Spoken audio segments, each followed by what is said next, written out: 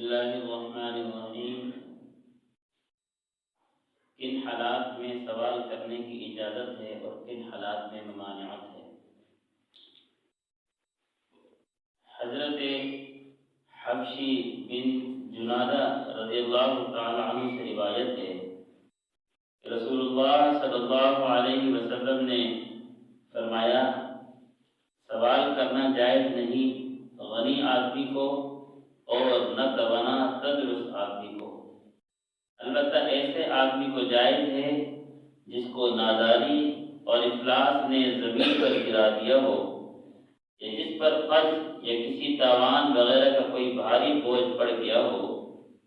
اور جو آدمی محتاجی کی وجہ سے نہیں بلکہ اپنے مال میں اضافے کے لیے لوگوں کے سامنے ہاتھ پھیلائے اور سوال کرے تو قیامت کے دن اس کا یہ سوال اس کے چہرے پر ایک زخم اور گھاؤ کی شکل میں نمایاں ہوگا، جہنم کا گرم جلتا ہوا پتھر ہوگا جس کو وہ وہاں دکھائے گا، جس کو وہ وہاں کھائے گا۔ اس کے بعد جس کا جی چاہے سوال کم کرے، جس کا جی چاہے زیادہ کرے، اور آخرت میں اس کا نتیجہ ہوگا۔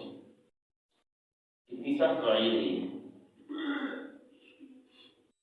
حضرت ابو ہریرہ رضی اللہ تعالی عنہ سے روایت ہے کہ رسول اللہ صلی اللہ علیہ وسلم نے ارشاد فرمایا جو کوئی حاجت سے مجبور ہو کر نہیں بلکہ زیادہ مال حاصل کرنے کے لیے لوگوں سے مانگتا ہے تو وہ در حقیقت اپنے لیے جہنم کا انگارہ مانگتا ہے، یعنی جو کچھ اس طرح سوال کرے کہ وہ حاصل کرے گا وہ آخرت میں اس کے لیے دوزخ کا انگارہ بن جائے گا، اب خواہ اس میں کمی کرے یا زیادتی کرے۔ اس لیے مسلم کی روایت ہے، اور معمول بن گیا ہے ایک پیشہ ورانہ طبقہ، اس کا یہ نظام ہے کہ یہ جس طرح کاروبار ایک پیشہ ہوتا ہے نا کسی کا، تو معاملہ بھی ایک پیشہ ہے، اور اس میں پھر حلت بندی سے اور پتہ نہیں کیا کیا طریقے اختیار کر کے مانگا جاتا ہے۔ اس لیے اس طبقے کو ہم سیدھا کر سکتے ہیں تو اچھی بات ہے، اگر نہ کر سکیں تو کم از کم یہ بات تو ہم دیکھ سکتے ہیں نا کہ بھئی کون تندرست ہے، کون ضرورت مند ہے، کس کو دینا ہے، کس کو نہیں دینا۔ اسی سے خیال رکھتے ہوئے ہمیں لوگوں کے ساتھ تعاون کی ترتیب بنانی چاہیے، ہر ایک کو نہیں دینا چاہیے۔ سوال میں بہرحال ذلت ہے۔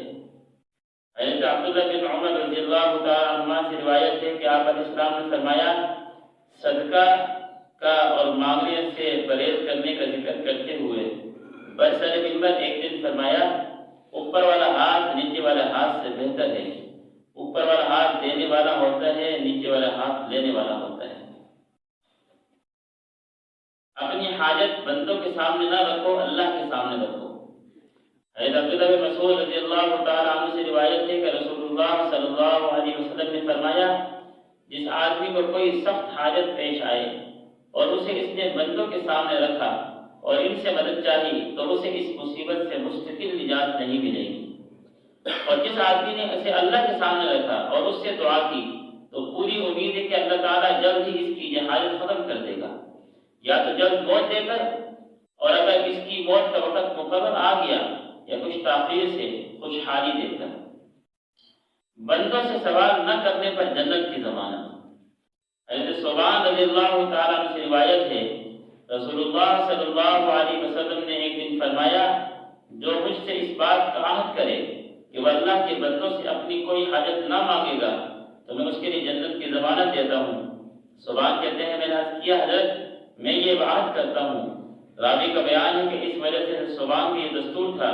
کہ وہ کسی آدمی سے کوئی چیز نہیں مانگتے تھے۔ اللہ تعالیٰ ہمیں باتوں پہ عمل کی توفیق عطا فرمائے۔